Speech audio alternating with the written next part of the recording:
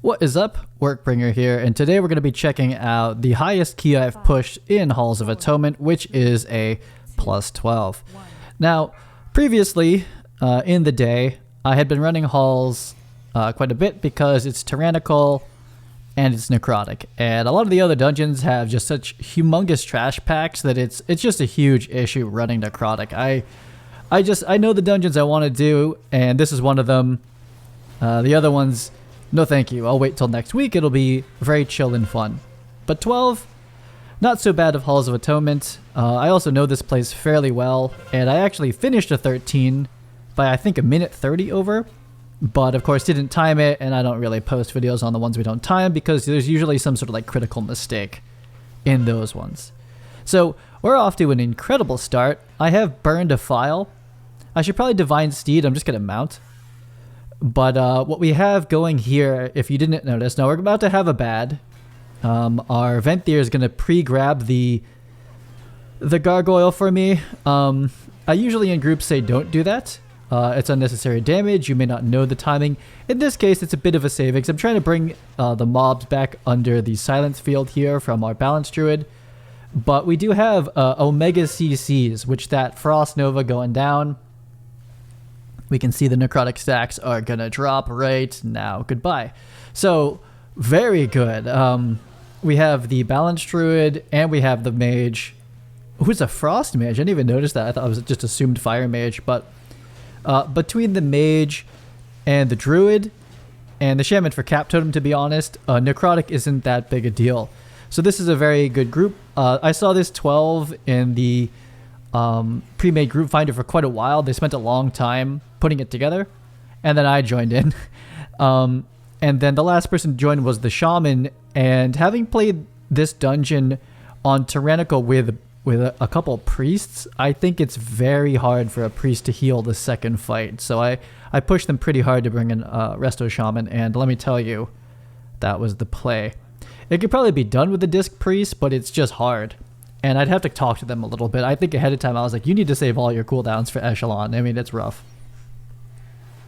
So we're pulling these last two packs here. If it wasn't necrotic and it was like spiteful, I'd probably pull these with the Houndmaster for time. And the affixes are like, well, that's your problem. But this is also a very clean, simple way of doing it. A little bit of trash there. And I will say lately that, especially in Halls of Atonement, which is I think my strongest dungeon, I think it's a lot of tanks' strongest dungeons, I do get a lot of compliments at the end of the run, I must say. When I run 10s, they're so easy. People are like, best tank I've ever had for this run. And because 10s are pretty easy for me at this point here. And even on this one, the Resto Shaman said thanks for the very straightforward and well-guided run. Because I do have a lot of macros. And I do, even on the higher keys now, again, I'm just advising the route differences. I tell people to stay, put down markers. I'm priority targeting, which you need to do on, not bolstering, inspiring, and just generally tell people what I intend them to do. And a little bit ahead of time so people can anticipate that. I also tell people to wait when we're needing to wait. And so it's more of a, like an assertive, we're taking time to wait, versus like, it feels like indecisiveness, which feels bad if you feel like the tank is indecisive. I know when to wait. I'm telling you to wait. Not in a mean way, just like, I know we're waiting. This is built into the plan. I am trying to time. That's it. So this always feels bad here. You can kind of shortcut it, but we're not trying to pull anything. We didn't quite have much pride here. So I'm going to get a little aggro on them, and I luckily have Divine Toll. And we're busting into it. Now, this run is an ideal comp, let me tell you. And I even will take the DK for, like, you know, Omega DPS, and also for their utility with grouping mobs, because as a Protection Paladin, I do not have that utility. I can't mass grip like DKs can, like a Demon Hunter can. Like, Demon Hunter is like the Omega utility tank. Not exactly the best tank to face tank anything, unless they go Fiery Brand build, which is what I'm seeing a lot for the higher keys. But without the Fiery Brand up, they're a bit squish, right? But then they can kite really fast, and they can trap. They've got a great CC that's helpful on many dungeons. I forget what it's called. and they can jump around, and they have sigils for silence, sigils for gripping. It's quite good. And I had planned to actually main a Demon Hunter, but in the end, I just don't get down with the RP. I don't like how they look, which is, I know, maybe not the way to go about it, but then again, maybe it is. Like when you're like me, I only play one character. At the moment, we'll see. So that's a bit of, there's a bit of these double pulls here, and by double I mean there's only like two mobs. I have a couple of those built in here.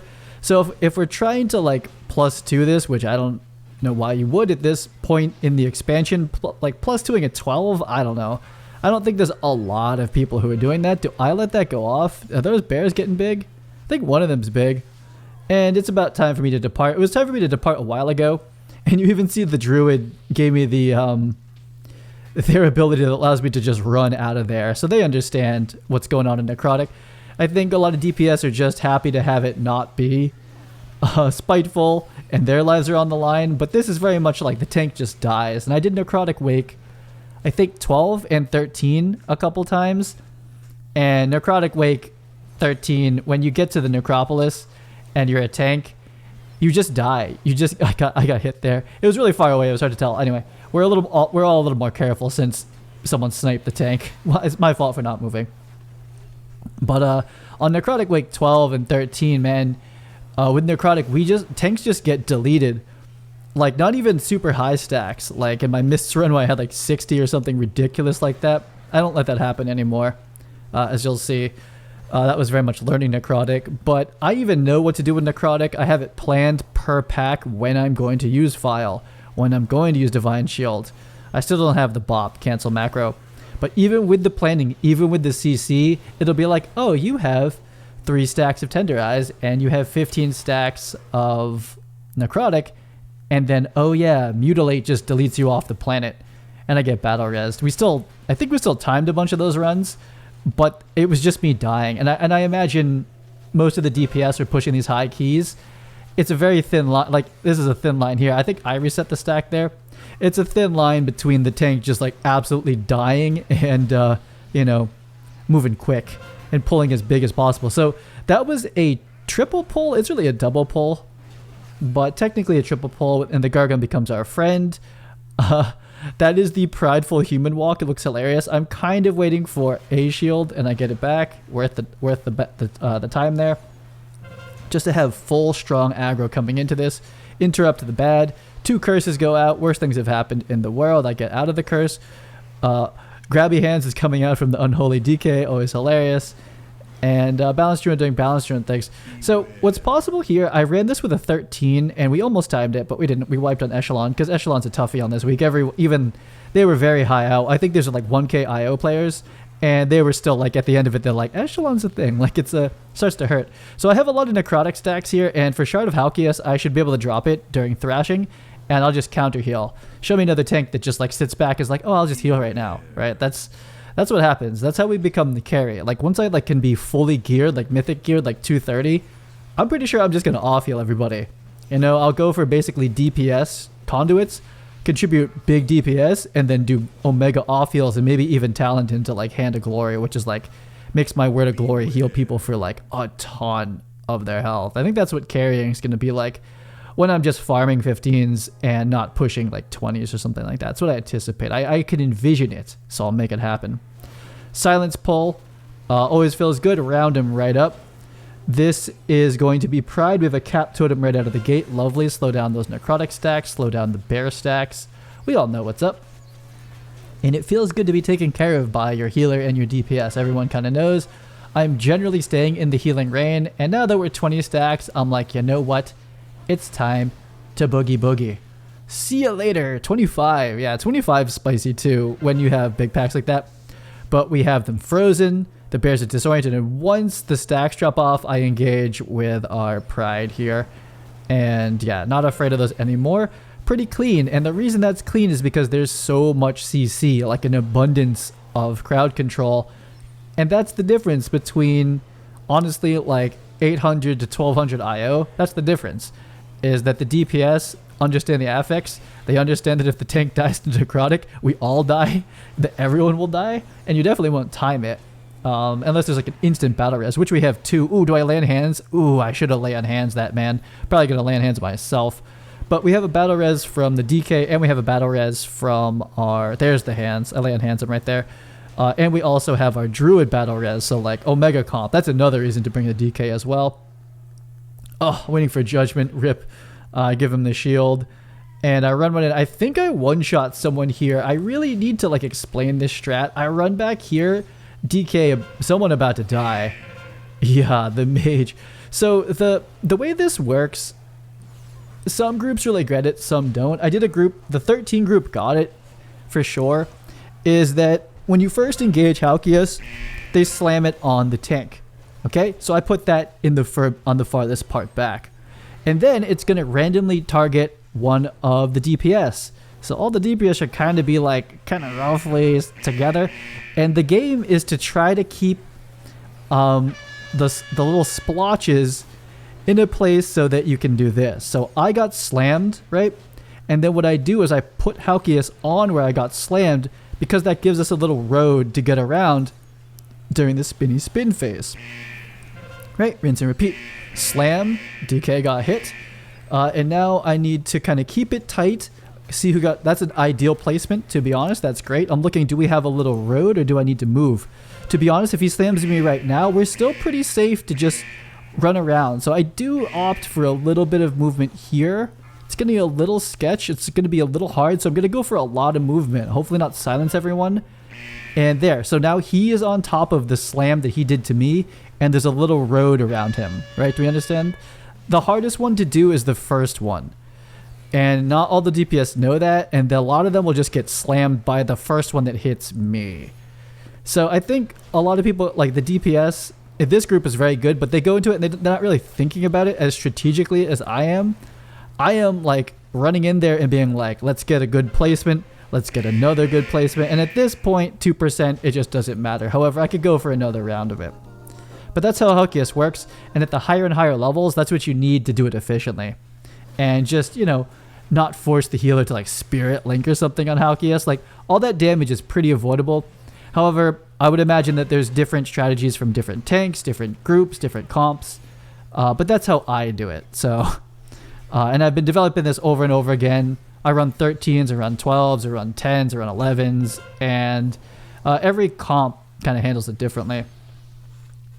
I kind of like Necrotic in that all the responsibility is on me to handle it. I can choose to clear it, I can choose to immune it, or I can run. And a running is only possible if there's Omega CC like there is here. And so it's more responsibility. So if I do it correctly, then everyone else's job is pretty easy. I just need help. So I'm trying to find the inspiring one. There it is. We cannot chain pull the other mobs until this one's gone, because the Stone Slasher or whatever he's called, now I can go pull it. I tell people to stay there. I need to make a macro for that. It's going to be stay on blue. And still someone's following me. I think it's... Who's following me? Somebody. Is it the DK? I'm like, stay on blue. Don't run... Okay, so when people run forward like that, there's always the chance they body pull the pack to the left, and we got to silence that. That's why we can't chain pull, because there's an inspiring, which means you can't CC them.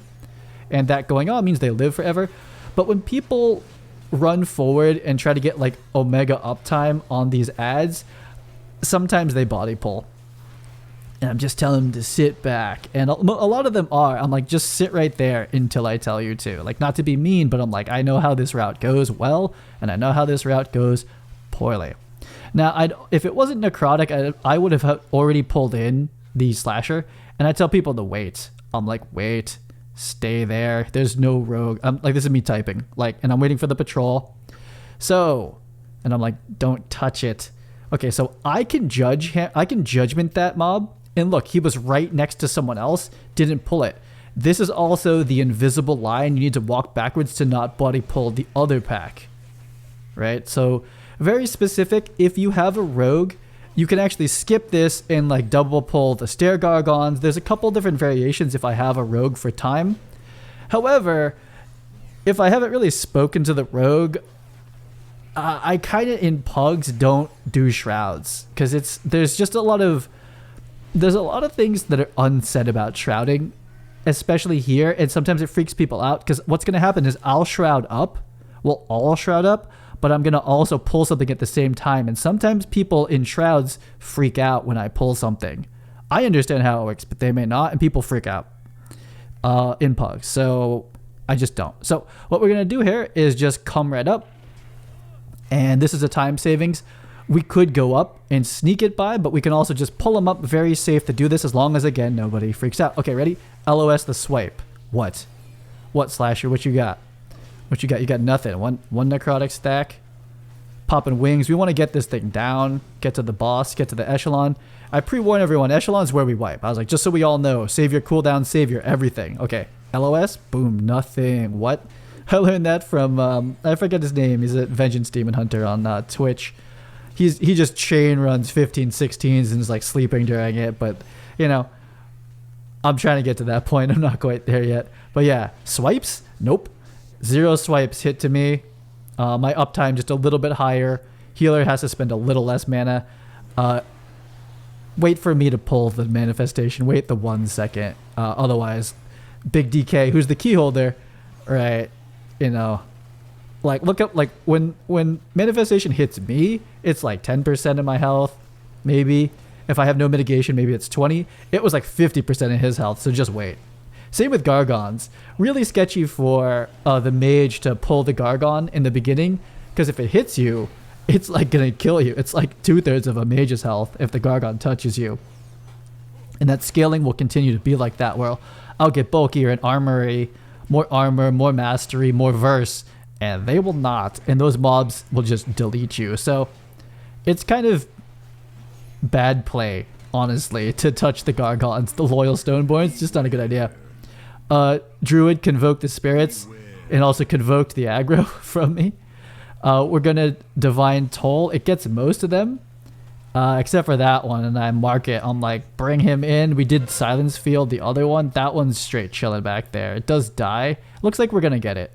We're going to get it. But Echelon on Tyrannical is the hard one for sure. And this one is not an easy kill. However, it is clean. I believe this is the cleanest Halls of Atonement at like a plus 10 key that I've done. And pretty glad that I did it cleanly on a 12, because you kind of have to. Basically, one wipe from what I gather on having done the 13, one wipe is GG, and you're not keying it. You're not timing it, rather. So pulled it out of the... I don't think there's any statues left. I might be wrong. There might have been a statue. I couldn't see it. We'll know right now with Stone Call. No, there weren't any, so that was the good play to pull it there. I do reiterate to everyone to run in. Now, unfortunately, everyone runs in, which is the correct move, lay on hands. It's the correct move to run in. There's the Spirit Link, and this is why we bring the Shaman. We're at 20%, so that's a pretty safe place to do it. We all gathered to bring the ads in. I have the stone, so I'm going to try to kill all the statues. Do I get all of them? I got most of them. I am taking damage sitting in the red pool. But I advise everyone, like, please, everyone gather during the ad phase. But what happened is we all gathered, the ads came in, but then the red pool went down, so everyone got, like, destroyed. But that's what's at play here. Okay, so we have one extra stone there, but we're in single digits, and if I was raid lead on voice comms, I would be like, obviously just focus the boss. I think I also burned Divine Shield there. On Tyrannical, to take this boss too lightly is to wipe for sure. Now, I very much don't even do this until people get there.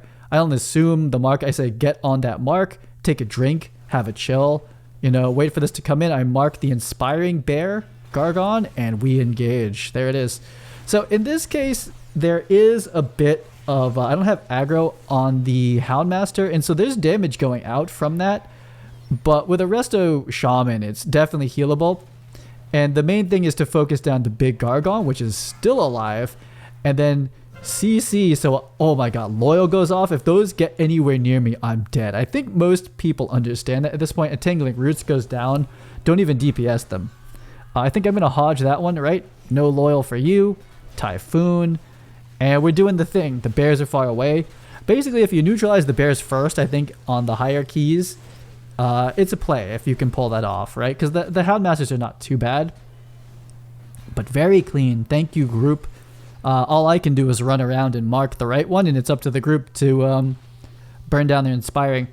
And I need a macro for that because I do this a lot now with the LOS pulls. I'm like, stay on the square where I marked it.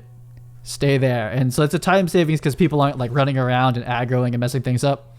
I marked the wrong one. Now I've marked the inspiring one. Getting a little dicey here. I think I eat a thrust. Anyway, we have aggro back and they're marked and we do the business now. We do the dance. At this point in the run, I almost never wipe. The wipe points are Halkias. If people kind of don't understand like how I do the circle. And then the white points are the bears. The pull right before this. That's always sketchy. It essentially requires everybody's awareness of the bears eating me and the CC on top of, you know, noticing my priority target. Right? That you need to kill the inspiring bear or else we can't CC loyal. Unless you, the other way you could do it is inspiring is distance based. So the other thing you can do is like CC the bear far away, but I need voice comms for that. Okay, so that's not the play. You don't pull the Gargon, you don't tame the Gargon that far away. So for the mage, I would, you know, for little optimizations, first of all, they don't pull it in. That's not what we need. The tank will pull in the Gargon as needed. Because there's some extra Gargons that I would do if this... I still didn't feel comfortable in this group as good as it is you can actually get 2 Gargons on the first boss, and you can get 2 Gargons here. That's the play on Tyrannical as well, for extra DPS, but I just don't push the issue. But however, when I think if we do a 4... I don't even know if a 13's... A 13's like not really worth it. Like a 13 is like Echelon. I mean, I'll take the padding. But I'm almost positive for a 14, you need to pull both Gargons on the first boss and both Gargons for this boss here. You can go get the other one right now. It does require like a hunter or someone with a very long range spell to do it. And so at this point, the tricky part, and what everyone should do is essentially sit behind a totem, unless you're melee. But then because for melee, then I'll sit behind the totem that's still active so they can have uptime. And they don't have to move. There's no thinking. You don't have to be like, oh, I got targeted. Where is it? Like, no, just go to it ahead of time. So I'm targeted now. I don't have to go anywhere. Nothing to think about. All I have to think about is this totem active. And so towards the end of the fight like this, once you've used all of them, then you just need to notice where is the one that's still good. And it's that same one again. And I put it back. I think what I'm going to start doing in this phase, just so people don't have to think, is I'm going to mark it. However, I need to get away from Opie. It's too slow. I need to figure out how to like mark it with like a keybind, like I don't know, Control 7 or something like that, and just mark it for y'all. The more straightforward that can be, the more people can worry about, you know, min-maxing their damage rotation, and this boss lives less time. So there it is. I'm over at it, and I think people have fatigue at this point. And whoever gets the ghost just starts like wandering around, like has like what's happening with the ghost? But we're gonna live it. But yeah, I was sitting where the totem is. So I tell people to kill the back first, and this strat has never failed me. There is a strat to burn the boss down. So what'll happen is you pull him, he'll channel his heal, which is already full health. And then at that point, once he's finished channeling, there's a strat to burst it down. But that means you're burning cooldowns on an ad. Now on Fortified, maybe that's a thing, but the chances of you killing it before he channels again is very low. You would have to be like 4 Shadow Priests who saved their cooldowns somehow from Echelon to pull that off. So at this point, something is wrong with my nameplates or something is buggy. Can you tell what it is? What's wrong with this picture? What's wrong with it? Well, the ads you're supposed to kill don't have targetable nameplates right now. Did I do something wrong? I ran this like 10 times today, and this is the only run. Look at them just sitting in the pews. Oh, and Dark Communion. I'm like, what is this? I'm like, why are they not dying? I was like, we should be pretty much done with them. And I'm realizing there's no nameplates. So I start selecting them by body and just marking them. And And I'm like, oh yeah, there's no nameplates. I wonder if anyone else doesn't see nameplates. And my necrotic stacks are getting up there. I'm standing in red.